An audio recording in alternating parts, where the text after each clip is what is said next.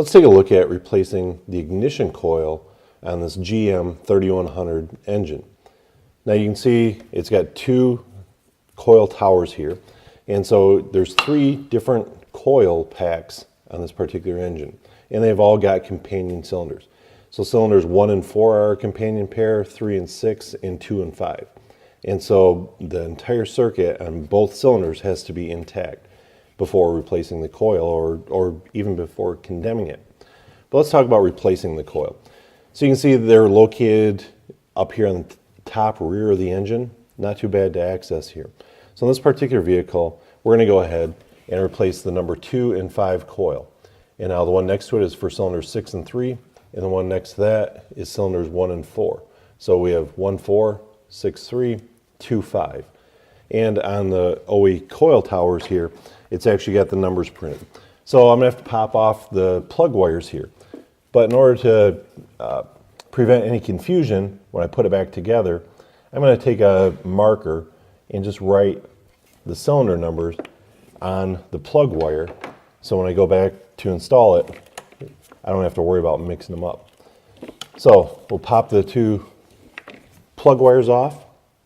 Now I'm going to take my 1/4 inch ratchet with a 5.5 millimeter socket, and there's just 2 bolts holding it down here. So you can see, if we look at the coil, there's one on the top, one on the bottom, and so we'll just unbolt those and lift the coil off. So in order to access the lower one, sometimes you just got to feel a little bit by hand, but it's the only bolt right there. There's no special tricks, no universal sockets, no twisting, anything like that. Just pretty straightforward. Once you can feel it, put the socket on, and we'll back it out. Okay, so once we got both of the bolts out, now we're ready to remove the coil. So we can gently pick it up and slide it off. Now on the ignition module, there's 2 electrical tabs in there that the coil sits on. So we want to be careful when we remove it. Got to slide it up, directly up off there. Make sure they're good and clean. Now, of course, the new coil comes with a little rubber insulator boot that goes on the ignition module itself. So we'll just take a 90-degree pick, and I'm going to slide those up off there. And as you can see, we're going to slide this into place.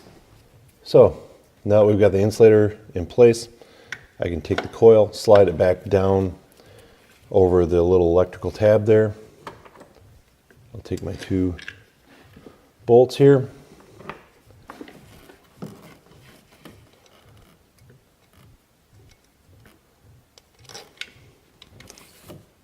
Get them started by hand. Get them both snugged down good.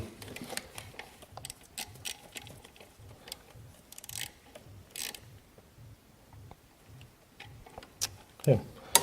Once both of the bolts are tight, I can now take my spark plug wires that I previously marked, and you'll see if they're in the loom, it's pretty hard to reach the incorrect coil tower anyways, but we'll install them back on there, and away we go. Now typically, if you get a faulty coil, it's not a bad idea to replace the secondary ignition, meaning the spark plug wires and the spark plugs themselves. Just make sure we don't want to damage our new coil or the ignition module for that matter. So it's always a good idea to at least test these components. And if they haven't been replaced within the last 50,000 miles or 30,000 miles, it's a good idea to go ahead and replace them as well. Hopefully now you understand what it takes to replace one of the ignition coils on a GM 3100 engine.